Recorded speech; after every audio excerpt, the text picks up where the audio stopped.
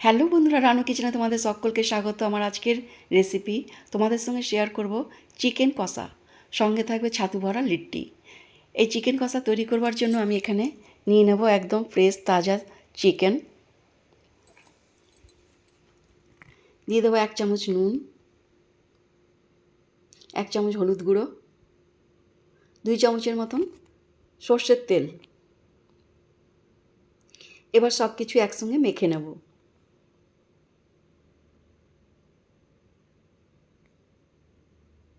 এখানে কড়াইয়ে সর্ষের তেল গরম করতে দিয়ে দিয়েছি গ্যাসের উপরে।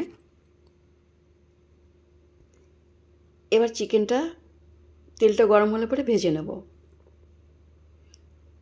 এখানে চিকেনের পিসগুলোকে ভেজে নেব। আজকের চিকেন কষা আমি একদম অন্যরকম করে তৈরি করব। এই চিকেনটা ভাজা হয়ে যাওয়ার পর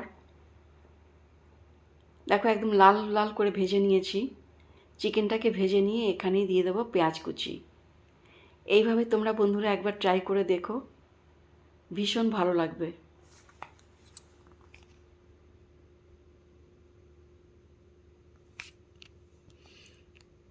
চিকেনের পিসগুলো একদম ভাজা হয়ে গেছে।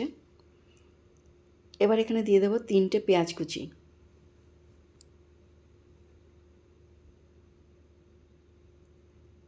এবার চিকেনের সঙ্গে পেঁয়াজটা নরম হওয়া পর্যন্ত ভেজে নেব।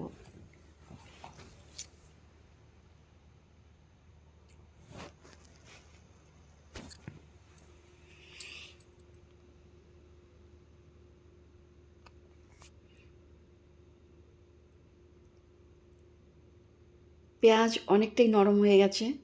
এবার এখানে দিয়ে দেব লাল লঙ্কার গুঁড়ো 1 চামচ, হলুদ গুঁড়ো 1 চামচ, আর দিয়ে দেবো বাটা মশলা। বাটা মশলার মধ্যে আছে এখানে জিরে, ধনে, গোলমরিচ, আদা, রসুন, কাঁচা লঙ্কা আর গোটা গরম মশলা বেটে দিয়েছি এখানে, লবঙ্গ, দারচিনি, ছোটো এলাচ, বড় এলাচ। এবার খুব ভালো করে নাড়াচাড়া করে নেব।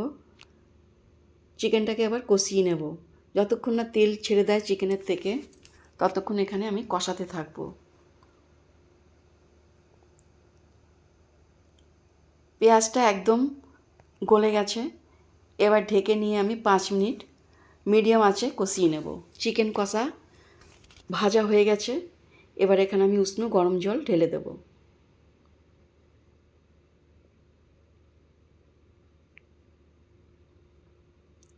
পাঁচ মিনিট হাই ফ্লেমে ফুটিয়ে নিয়ে মিডিয়াম আঁচে আমি আরও 5 মিনিট রেখে দেব।